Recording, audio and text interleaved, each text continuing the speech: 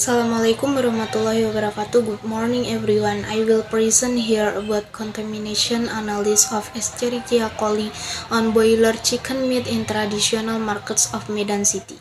Before that, introduce myself. My name is Devina Yuniza Rafif. Contamination analysis of Escherichia coli on boiler chicken meat in traditional markets of Medan City. Introduction. Microorganisms that destroy meat can come from infection with live livestock and contamination of meat after slaughter.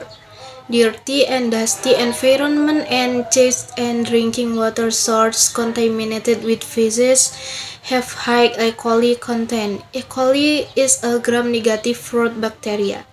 The cells can be single, pride, and the short chain is usually not encapsulated. E. coli is a normal inhabitant of the intestine but often causes infection if there is too much of it. E. coli becomes pathogenic when the number of these bacteria in the digestive tract increases or is outside the intestine. E. coli products enterotoxin causing cases of diarrhea. If meat contaminated with E. coli bacteria is still consumed, it will cause disease, especially gastrointestinal tract disease, fever, diarrhea, typhoid, and others. Factors affecting bacterial contamination. E. coli bacteria can also come from the tools used in the cutting process. Lack of sanitation on the cutting tool will cause a lot of bacteria to appear. The factor that cause the high number of E. coli in chicken meat samples are the lack of clean lines of the tools used at the time of cutting the meat, which will increase bacterial contamination in the meat, and the placement of beef salt in the market at room temperature will accelerate growth.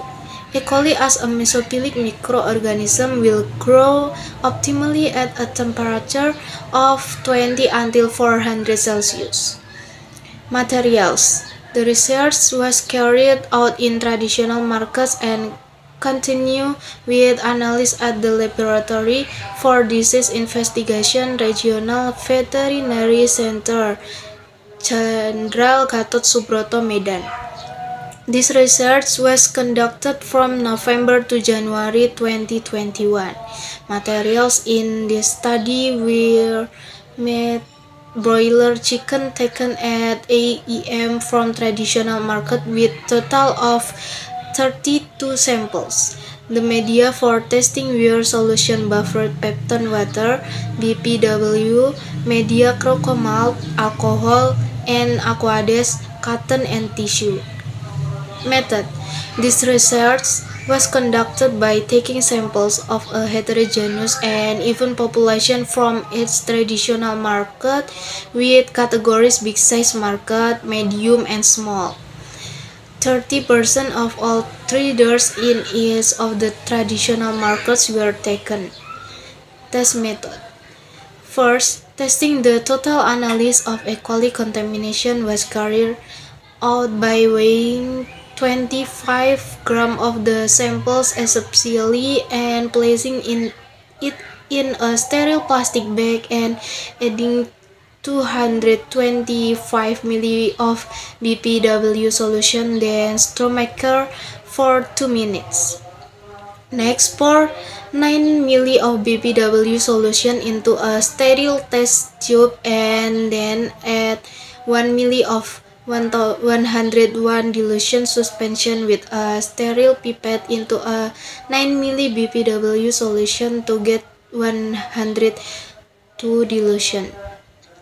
Do 103 dilution in the same way. Then 1 ml of the suspension from each dilution is put into a sterile Petri dish.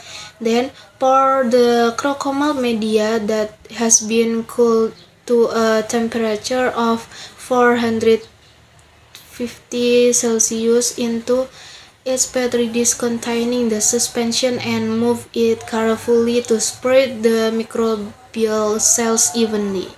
After the agar was frozen, the plates were incubated upside down at 350 Celsius for 24 hours. After incubation, the numbers of colonies that grew on Crocomalt agar was calculated. Result: the analysis of E. coli on chicken meat in traditional markets in Medan City, which were carried out in 9 markets, all exceeded the threshold set by SNI 1x101 CFU per gram. E. coli contamination in chicken meat were mostly found in big markets, namely Petisah 3.47, Pusat Pasar 3.47, and Kampung Lalang Market 3.49. Based on the result of the research, it was found that the meat in the traditional markets of Medan was all contaminated with E. coli and had passed the maximum limit of bacterial contamination.